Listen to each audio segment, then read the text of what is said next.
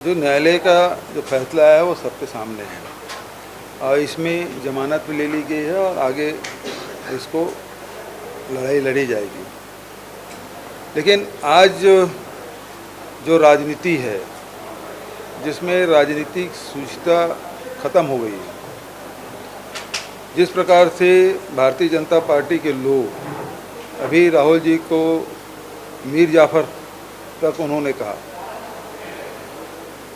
राजनीतिक विचारधारा अलग अलग हो सकते हैं, राजनीतिक लड़ाइयाँ भी हो सकती है और लेकिन व्यक्तिगत रूप से जो एक दूसरे प्रति सम्मान के भाव थे, जो शुचिता थी, वो समाप्त हो गया है।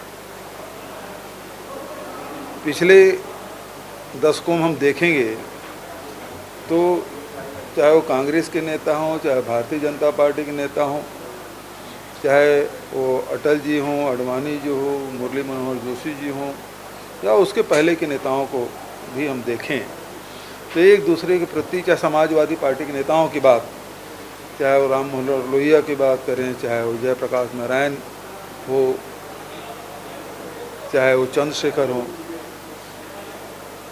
एक दूसरे नेताओं के प्रति बड़े सम्मान के भाव भी रहता था और एक दूसरे को सम्मान देते भी थे।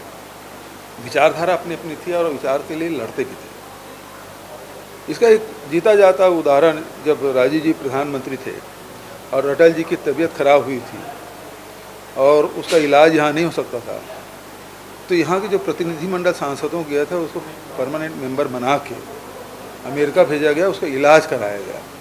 और इस बात का खुलासा राजीव जी के देहावसान के बाद, उसकी शहादत के बाद अटल जी ने खुद किया था। तो ये एक राजनीति परस्पर जो सद्भाव था, अब वो समाप्त हो गया है और उसके लिए कोई जिम्मेदार है तो भारतीय जनता पार्टी के लोग। प्रधानमंत्री जी सोनिया जी के प्रति क्या क्या बोले, राहुल जी के बारे में क्या बोले हैं, और ये संबित पात्रा जैसे लोग किन किन शब्दों का प्रयोग करते हैं।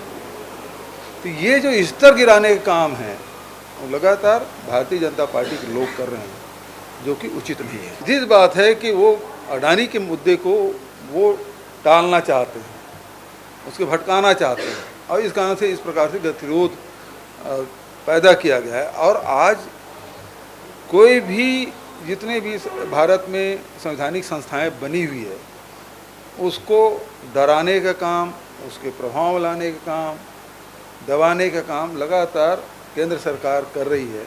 जिस प्रकार से रिजिजू जी को बयान आया और भी जिस प्रकार से बयान आ रहे हैं, तो हम लोग देख रहे हैं कि सबको दबाने की कोशिश। अभी बीबीसी पे जिस प्रकार से सेंट्रल एजेंसी छापा पड़ा, एक उदाहरण है कि आप यदि हमारे खिलाफ लिखेंगे तो आपके ऑफिस में, आपके कार्यालय में, आपके लोगों के यहाँ सेंट्रल एजेंसी भेज देंगे। तो इस प्रकार से मीडिया को भी दबाने की कोशिश है, हमारे जुडिशरी को दबाने की कोशिश है, उसको प्रभावित करने की कोशिश, और बचत तो और फिर राजनीतिक दल के लोग हैं उसके तो किसी स्तर पे जाके वो कार्रवाई कर रहे हैं।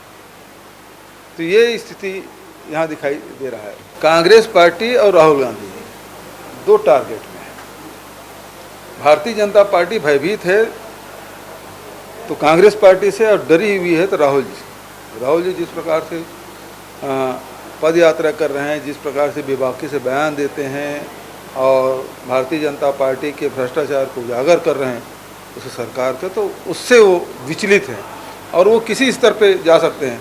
अभी पिछले एक सप्ताह से आप देखेंगे कि लोकसभा बाधित है।